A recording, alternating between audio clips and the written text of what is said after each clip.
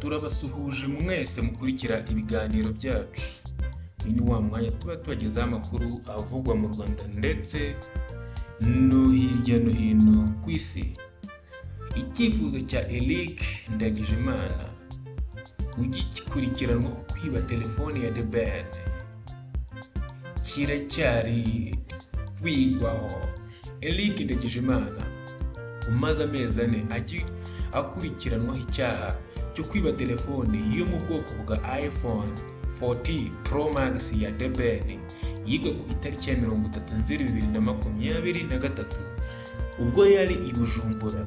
Yifuza ko uyu muhanzi yakura iki kirego mu rukiko. Uyu musore avuga ko The Ben yashyizwe muri ibi bibazo by'inkiko ashutswe na bamwe mu bantu bari mu ikipe ye yamuherekeje i Bujumbura bitewe n'inyungu zabo bwite.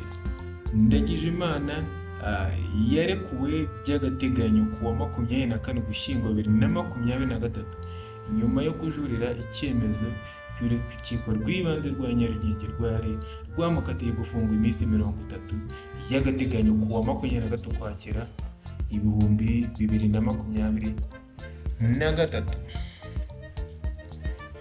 Mu kiganiro uyu musore yagiranye na Radio 10 yavuze ko akiva muri gereza yandikiye The Ben amusaba guhagarika iby'iki kirego.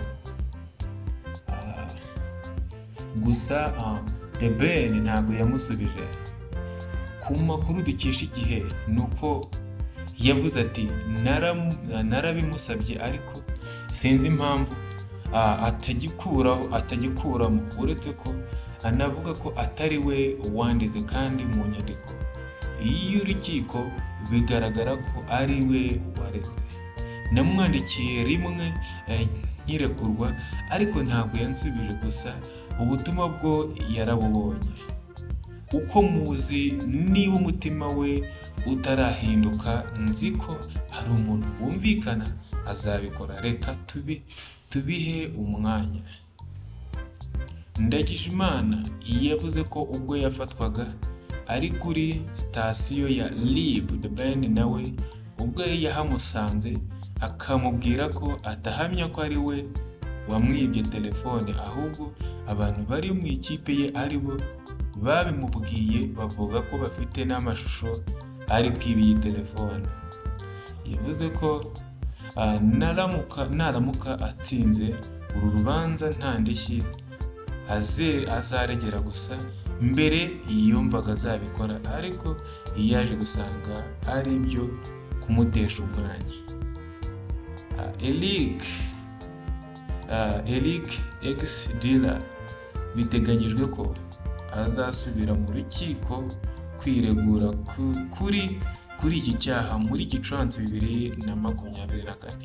Uyu musore avuga ko umubano na The Ben watangiye kera akiga mu mashuri yisumbuye muri Edo Kibungo hagati y'2008 na 2009 ubwo yashakaga kumutumira mu bitaramo avuga ko yateguraga muri Inatek.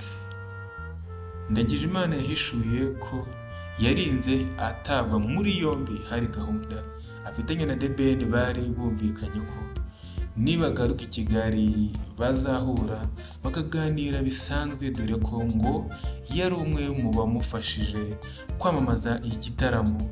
Yavuze ko atitabiriye ubukwe bwa The Ben, gusa yari mu bantu bahawe ubutumire. Akirekurwa yasabwe kwirinda kujya mu itangazamakuru. Akirekurwa by'agateganyo, Ndagijimana Eric yasabwe na benshi kutajya mu itangazamakuru no kutagira icyo atangaza. Ibi ngo yabibwiwe n'abamukangishaga kumusubiza muri gereza. Uyu musore yumvikanisha ko ikibazo agifitanye na Muyoboke Alex utamwishimiye, ndetse hari utubazo bagiranye kera agikorana na Charles na Nina n'ubu tutarakemuka. Ati mfungurwa by'agateganyo nawe ubwe yarabinyibwiriye yashakaga kuvuga Muyoboke Alex. Twahuriye Birunge hari mu masaha y'ijoro. Yarambwiye ngo witonde, twakugiriye impuhwe, nugenda ukavuga turagusubizayo. Iki kibazo rero cya telefoni ya The Ben, murabizi mwese, ni telefone yabuze ubwo yari yagiye mu gitaramo i Bujumbura gususurutsa abakunzi be n'abakunzi ba music ndetse n'abandi baturage bo mu gihugu cy'u Burundi.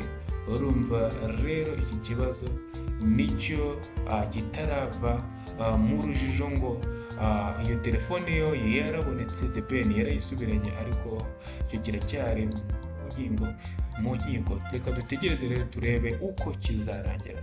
Mwakoze kudukurikirana, mwari kumwe nanjye Bikorimana Noel. Ciao ciao.